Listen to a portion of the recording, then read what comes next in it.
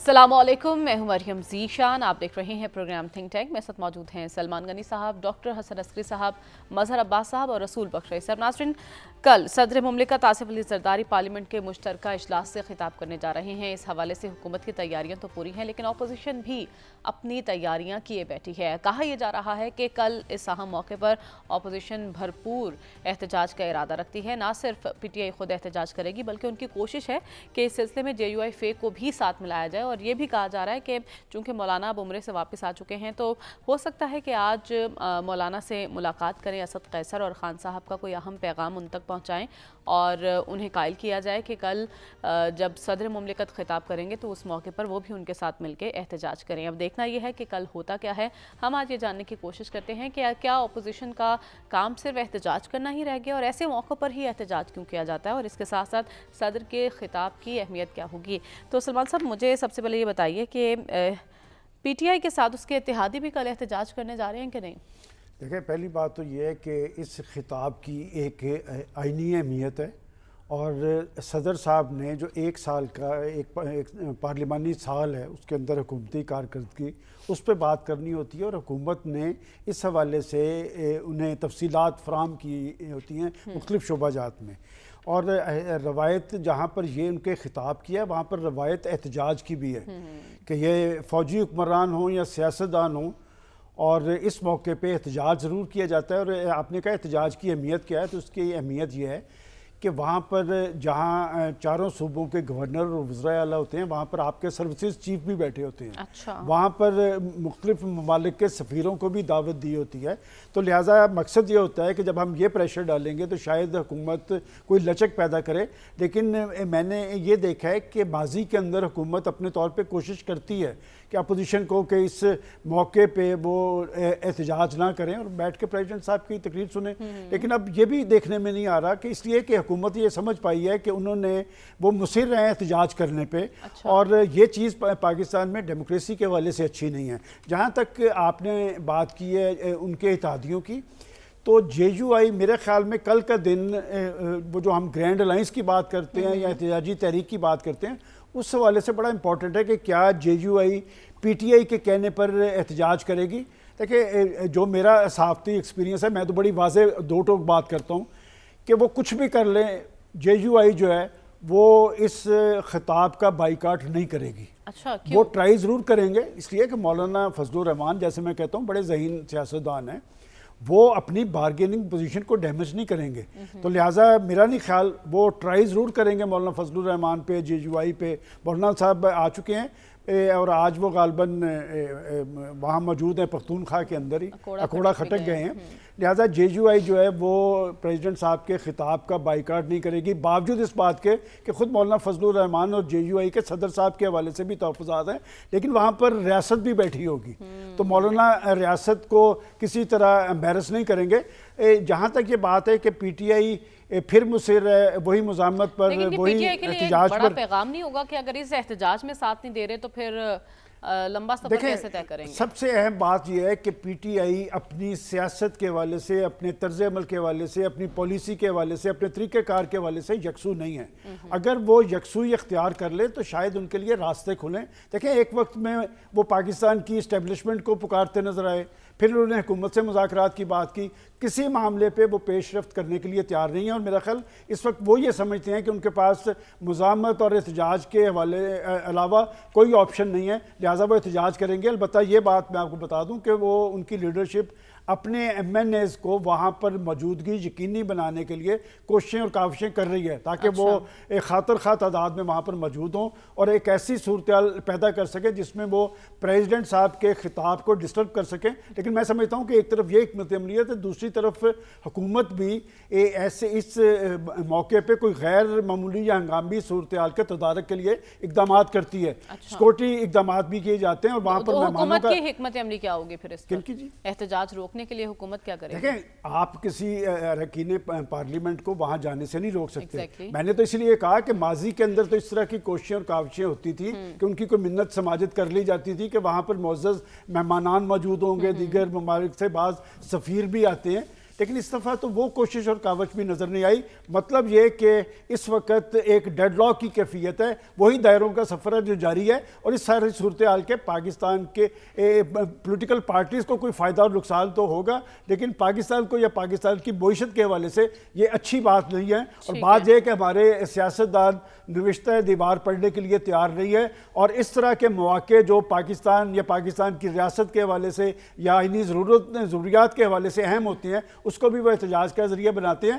میں سمجھتا ہوں کہ جو صورتحال پی ٹی آئی طاری کرنا چاہ رہی ہے, اس نے اپنی ممکنہ کوشش تو ماضی کے اندر بھی کی ہے, وہ کر رہی ہے, لیکن اس میں سے انہیں ملا کچھ نہیں ہے. میرا خیال ہے ان کے اندر جو سنجیدہ ایلیمنٹ ہے انہیں پیش رفت کرنی چاہیے, اپنا طرز عمل سیاسی بنانا چاہیے.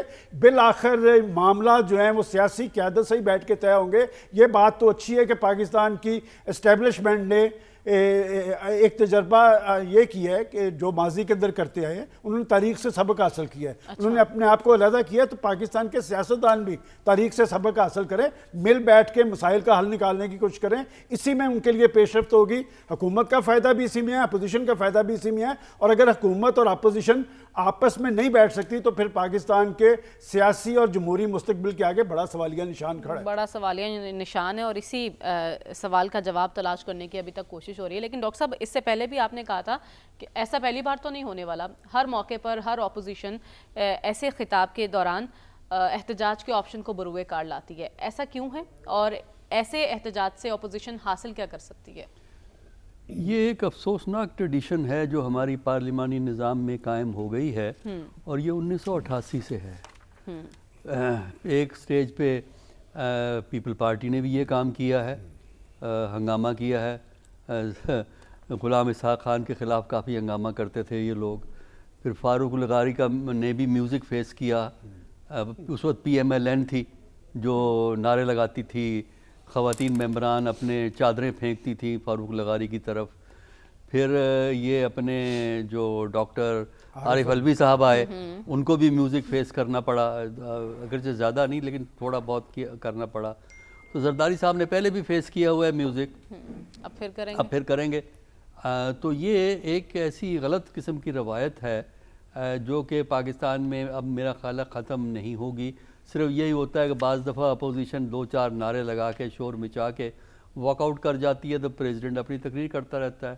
دوسرا یہ کہ پریزیڈنٹ کو یہ ایڈوائس کی بھی ہوتی ہے کہ آپ بولتے رہنا, آپ اپنی تقریر جاری رکھیں اونچی آواز میں, اور یہ شور مچاتے رہیں گے, نعرے لگاتے رہیں گے, لیکن آپ اپنے تقریر کو جاری رکھیں. سیمج کیا جائے گا ڈاکٹر صاحب, کیونکہ مہمان بھی وہاں موجود ہوں گے. یہ پہلی دفعہ تو نہیں ہو رہا نا.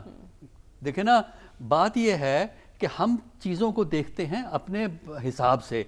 بہت بری بات ہے, ہاں جی بہت بری بات ہے, پی ٹی آئی کو یہ نہیں کرنا چاہیے, لیکن پی ٹی آئی کے ساتھ یہ ہوا ہے نا. پی ٹی آئی سے پہلے پی ایم ایل این نے یہ کام کیے ہوئے ہیں, پی ایم ایل این سے پہلے پیپل پارٹی نے یہ کام کیا ہوا ہے. تو لہٰذا یہاں حمام میں سب ننگے ہیں. پرابلم تو یہ ہے اس ملک کی کہ کس کس کا رونا روئیں گے آپ یہاں پہ, کہ جی کل بڑے سکون سے سننا چاہیے.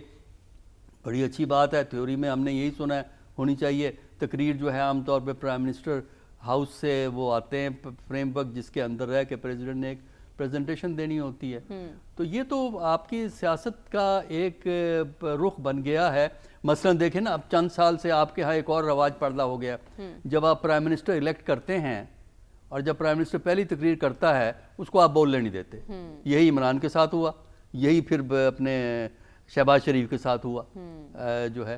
تو یہ روایت آپ نے خود کریٹ کرنی ہوتی ہیں. آپ میں جب تک ٹالرنس کا لیول نہیں آپ بڑھائیں گے, جب تک آپ جمہوریت کا کلچر اڈاپٹ نہیں کریں گے, صرف تقریریں کرنے سے یا گلے شکوے کرنے سے مسئلے حل نہیں ہوں گے. تو کل بھی آپ تماشا دیکھ لیجئے گا, اس سے پہلے بھی تماشے چلتے رہے ہیں. اور جن ملکوں میں جمہوریت کی قدریں کمزور ہیں, جہاں جمہوریت کی روایات ٹوٹی پھوٹی ہیں, وہاں اس قسم کا کام ہوتا ہے. جے یو آئی ساتھ دے گی پی ٹی آئی کا؟ نہیں, جے یو آئی جو ہے نا اپنی اٹانومی کو مینٹین کرے گی. میری تو آرگومنٹ جے یو آئی کی یہ ہے کہ جب تک جے یو آئی کو اس بات کا یقین نہیں ہوتا کہ یہ نظام جا رہا ہے, وہ رسک نہیں لیں گے. ٹھیک ہے. جس دن ان کو پتہ لگ گیا نا کہ یہ چھٹی ہو رہی ہے, سب سے پہلے اپوزیشن میں آگے, سب سے آگے وہی ہوں گے. ٹھیک ہے. اگر گیلی مٹی پہ وہ پاؤں رکھنے والے نہیں ہیں, ہاں وہ محتاط, وہ اپنے کچھ اعتراض کر کے خاموش ہو جائیں گے وہ. ٹھیک ہے.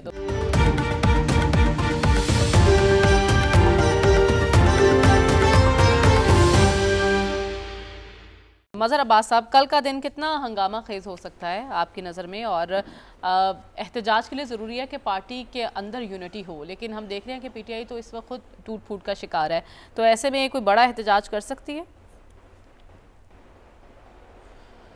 شکریہ. دیکھیے، اس سے زیادہ میری نظر میں امپورٹنٹ یہ ہے کہ کل صدر صاحب کیا گفتگو کرتے ہیں. اچھا. اور وہ اس لیے بھی کہ پیپلز پارٹی اور حکومت کے درمیان جو کینال کا معاملہ ہے اس پہ ایک کشیدگی ہے، اور پیپلز پارٹی خاص طور پہ سندھ کے اندر بہت زیادہ دباؤ میں ہے کینال کے مسئلے پہ، اور یہاں بہت زیادہ احتجاج ہو رہا ہے، بہت سخت احتجاج ہو رہا ہے، خاص طور پہ رولر سندھ کے اندر جو اس طرح مظاہرے ہو رہے ہیں.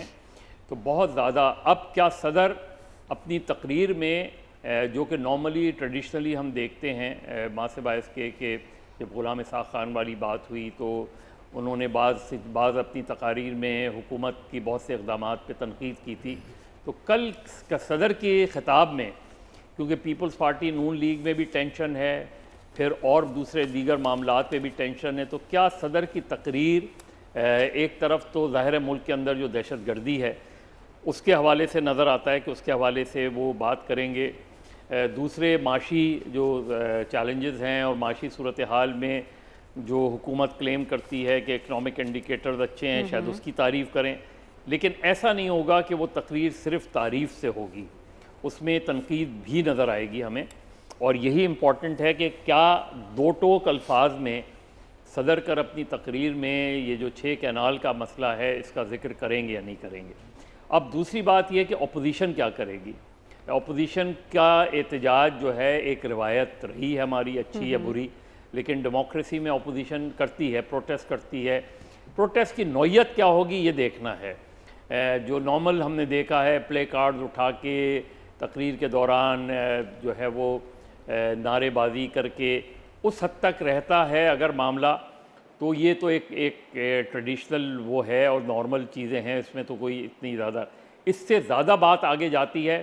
اور دیکھنا یہ کہ اس پر حکومت کے رویہ کیا ہوتا ہے، حکومتی اراکین جو ہیں وہ اس میں الجھیں گے یا خاموشی سے بیٹھ کے جو ہے اپوزیشن کو احتجاج کرنا دیں گے. پھر ودن اپوزیشن کیا مولانا فضل الرحمان کل کی تقریب میں شرکت، قومی اسمبلی کے سیشن میں شرکت کریں گی بھی یا نہیں کریں گے اس میں، اور جے یو آئی کا ٹوکن پارٹیسپیشن ہوگی، جے یو آئی ایبسینٹ کرے گی یا جے یو آئی جو ہے، لیکن جس طرح باقی دوستوں نے کہا اس چیز کا امکان کم ہے کہ جے یو آئی اس پروٹیسٹ کا حصہ بنے پی ٹی آئی کے ساتھ. لیکن اور بھی جو دیگر جماعتیں ہیں اپوزیشن کی ان کا کیا رویہ ہوگا کل کے احتجاج میں، یا صرف کل یہ سولو احتجاج ہوگا پی ٹی آئی کا.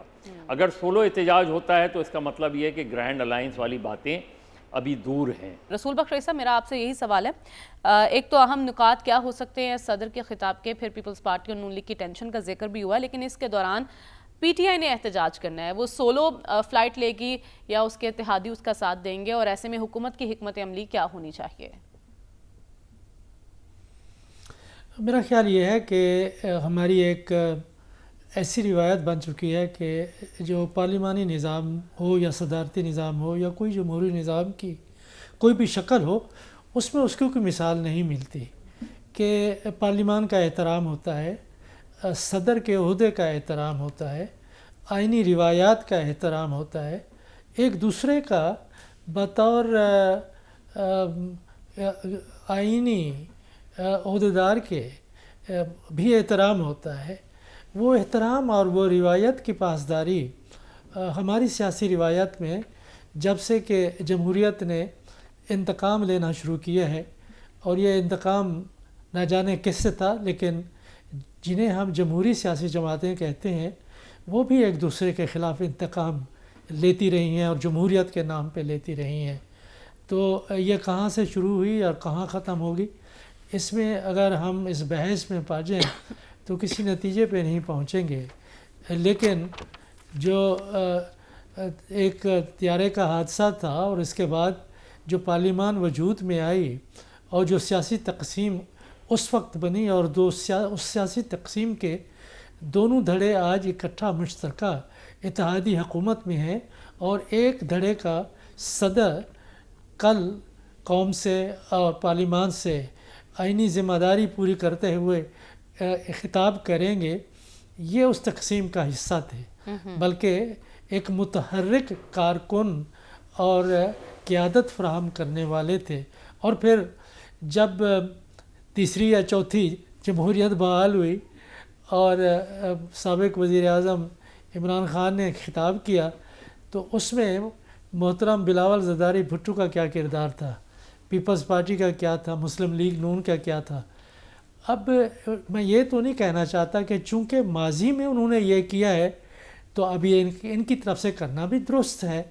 اگر کوئی غلط روایت قائم ہوئی ہے تو اس غلط روایت کو کہیں ختم کرنا چاہیے، لیکن اس کو ختم کرنے کے لیے بھی ایک سنجیدہ اسٹیٹسمین شپ کی ضرورت ہے۔ وہ اسٹیٹسمین شپ مجھے کسی سیاسی جماعت میں نظر نہیں آتی۔ تو انتقام کے خلاف انتقام، پھر انتقام کے خلاف انتقام، یہ روایت ایک دوسرے کو نیچا دکھانے کے لیے، ایک دوسرے کو عدم احترام اور عدم استحکام کا شکار کرنے کے لیے یہ جاری رہے گی۔ صدر صاحب، ایک بات انتہائی اہم ہے کہ اگر آپ آئین کی روح کو دیکھیں پارلیمانی نظام میں تو صدر کی وفاداری کسی سیاسی جماعت سے نہیں ہوتی، نہیں ہونی چاہیے۔ کیا اس عہدے کا جو ایک اوریجن ہے یا اس کی ابتدا ہے وہ جو کانسٹیٹیوشنل ڈیموکریسی ہے یا کانسٹیٹیوشنل مونارکی ہے برٹن کی، اس میں ہے کہ بادشاہ کسی سیاسی جماعت سے تعلق نہیں رکھتا۔ اسی طریقے سے صدر انڈیا کا ہو، پاکستان کا ہو، آسٹریلیا یا کینیڈا کا ہو، جہاں یہاں پہ روایت چل رہی ہے، اس کا تعلق کسی سیاسی جماعت سے نہیں ہونا چاہیے، نہیں ہوتا۔ آپ خود ہی سوچیں کہ ہم کیا آج کہہ سکتے ہیں کہ صدر آصف علی زرداری صاحب کا تعلق کسی سیاسی جماعت سے نہیں؟ یہ تو جو اس وقت کا اتحاد بنا ہے اس کی ساختی ضرورت کا نتیجہ ہے کہ وہ صدر ہیں، اور وہ ایوان صدر میں بھی انہوں نے پیپلز پارٹی کے اجلاس انہوں نے اپنی سیاسی جماعت کے بلائے ہیں۔ وہاں پہ میں نہیں یہ کہتا کہ سیاست ہوتی ہے، لیکن وہ جو ایک غیر جانبداری کی روایت ہے صدارتی عہدے کی، وہ ہمیں نظر نہیں آتی۔ تو کل وہ بات جو کریں گے تو آپ کو لگتا ہے اس کا اثر ہمیں کل دکھائی دے گا؟ جو ٹینشن ہے پیپلز پارٹی اور نون لیگ کے درمیان خطاب میں کہیں اس کا ذکر ہو سکتا ہے؟ میں یہ سمجھتا ہوں کہ اگر ان کے سیاسی تجربے اور ذہانت کو دیکھا جائے زرداری صاحب کو، تو وہ جو ایک میلے کپڑے ہیں وہ سامنے چوراہے پہ وہ دھونے کی کوشش نہیں کریں گے۔ ٹھیک ہے، جو اندر ہی اندر ان کی بات اور مکالمہ چل رہا ہے اس کو اوپن کرنے کی کوشش تو نہیں کرنی چاہیے، اور غالباً نہیں کریں گے۔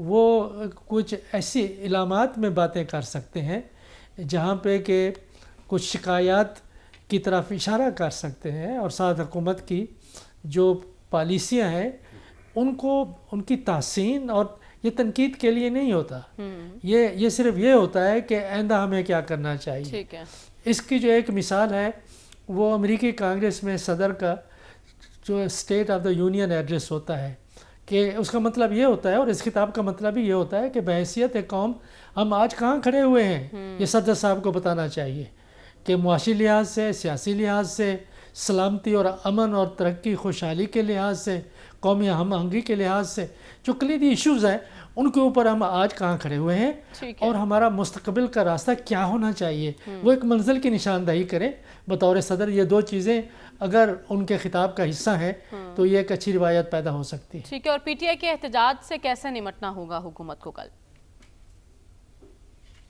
حکومت دیکھیں دو ہی طریقے ہیں، ایک تو یہ ہے کہ خاموشی سے بیٹھ کے سنیں، یہ بہتر طریقہ ہے۔ انہیں احتجاج کرنے دیں، وہ شور مچائیں گے، اور یہ تقریر صرف آپ اور میں ٹیلی ویژن کے اوپر سن سکیں گے، شور اتنا ہوگا کہ ایوان کے اندر کوئی تقریر نہیں سن سکے گا۔ اور دوسرا طریقہ یہی ہے کہ وہ بھی شور کریں۔ اگر وہ شور کریں گے تو شور کے مقابلے میں شور سے پھر صدر تقریر تو نہیں کر سکتے، یا ایک ایسا ماحول پیدا کیا جائے کہ حزب اختلاف کے لوگ احتجاج کرتے ہوئے وہاں سے نکل جائے، ماحول پاک و صاف ہو جائے، پھر صدر صاحب تقریر کریں۔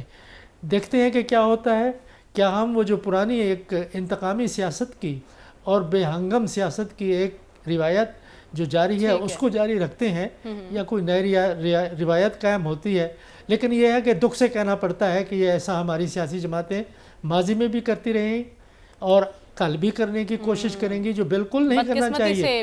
ہمیں آئین کا, صدر کا, پارلیمان کا اور ایک دوسرے کا احترام مظہر عباس لازمی ہے. صاحب, چونکہ لائن کٹ گئی تھی, اب لائن دوبارہ مل چکی ہے. میں آپ سے جاننا چاہوں گی, آپ نے بڑے اہم ایشوز ریز کیے تھے. ایک تو پیپلز پارٹی اور نون لیگ کے درمیان جو معاملات چل رہے ہیں, کل آپ کو لگتا ہے کہ صدر مملکت ان معاملات کو ہائی لائٹ کریں گے؟ انہیں کرنا بھی چاہیے کیونکہ وہ تو صدر مملکت ہیں, کسی پارٹی کو تو ریپرزینٹ نہیں کریں گے وہ وہاں کھڑے ہو کر.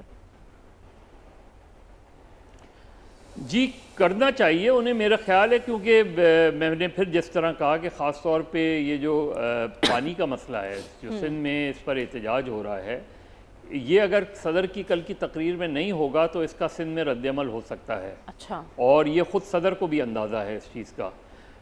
اب وہ کس انداز میں کرتے ہیں, ظاہر ہے زرداری صاحب کی جو ایک سیاست کا انداز رہا ہے اس میں وہ بہت براہ راست اٹیک نہیں کرتے. ایک مرتبہ کیا تھا تو اس کے نتیجے میں انہیں دبئی جانا پڑا تھا, لیکن وہ جو ہے وہ انداز نہیں ہوگا. لیکن اگر انہوں نے بالکل ذکر نہیں کیا تو, اور بالکل ایک اسموتھ تقریر کی, انہوں نے حکومت کی صرف تعریف کے پل باندھے, تو پھر ظاہر ہے جو پیپلز پارٹی کا یہ جو اپنا احتجاج ہے. دیکھیے صدر کی تقریر میں اگر یہ نہیں ہوتا کہ پچھلے 1 سال میں کونسل آف کامن انٹرسٹ کا ایک بھی اجلاس نہیں ہوا جو کہ آئین کی سرین خلاف ورزی ہے, تو اس کا مطلب ہے صدر کمپرومائزڈ ہیں. ٹھیک ہے, تو آپ کہہ رہے ہیں سندھ سے ریاکشن پھر آ سکتا ہے اگر اس معاملے کا ذکر نہیں ہوتا. لیکن ایک ریاکشن تو پی ٹی آئی نے بھی کل دینا ہے نا, اس سے کیسے نمٹنا ہوگا؟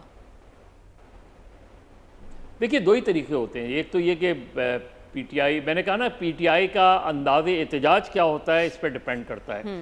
پلے کارڈز لے کے بالکل اس پہ اپنا اسپیکر کی جو ڈیسک ہے اس کے سامنے آ کے کھڑے ہو جانا, نعرے بازی مسلسل کرنا, یہ ساری چیزیں یہ ہوتی رہی ہیں, اور اس پہ گورنمنٹ کی خاموشی ہی بہتر ہوتی ہے. جو ٹریجری بینچز ہیں وہ خاموش رہیں تو بہتر ہوتی ہے, اور اس میں ظاہر ہے ہوتا ہے یہی ہے کہ صدر اپنی تقریر جاری رکھتے ہیں, اپوزیشن اپنی نعرے بازی جاری رکھتی ہے. مجھے اس چیز کا امکان کم لگتا ہے کہ بوائیکاٹ ہوگا, کیونکہ بوائیکاٹ تو حکومت کو فائدہ دے گا. بوائیکاٹ کریں گے یا واک آؤٹ کریں گے تو اس سے تو حکومت کو فائدہ ہوگا, اس پہ ظاہر ہے صدر کی تقریر اسموتھ ہو جائے گی. تو اپوزیشن کبھی نہیں چاہے گی کہ وہ واک آؤٹ کرے, وہ چاہیں گے کہ ادھر کھڑے ہو کے احتجاج. اور جے یو آئی کیا چاہے گی کل؟ اور اس میں صرف جے یو آئی نہیں ہے, اور بھی جماعتیں ہیں نا اس کا حصہ. تو جے یو آئی موسٹ پروبیبلی, کیونکہ جے یو آئی کا بھی کوئی اتحاد بنا نہیں ہے. جے یو آئی یاد رکھیں کہ جے یو آئی اس وقت اپوزیشن کے اتحاد کا حصہ نہیں ہے, اپوزیشن کی ایک جماعت ہے.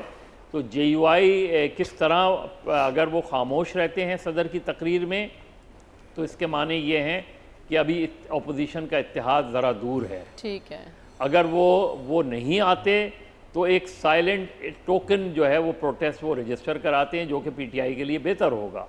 لیکن اس چیز کا امکان کم ہے کہ وہ پی ٹی آئی کے لوگوں کے ساتھ کھڑے ہو کے نعرے بازی کریں.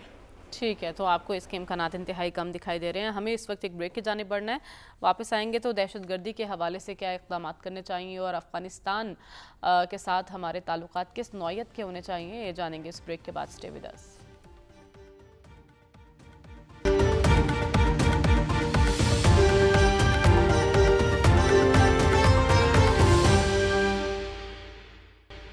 ویلکم بیک ناظرین. پاکستان میں دہشت گردی کی بڑھتی ہوئی وارداتیں اور ایسے میں پاک افغان تعلقات کی کشیدگی کو کیا یہ سمجھا جائے کہ یہی دہشت گردی کی ایک بڑی وجہ ہے؟ ایسے میں حل کیا ہے, جاننے کی کوشش کرتے ہیں.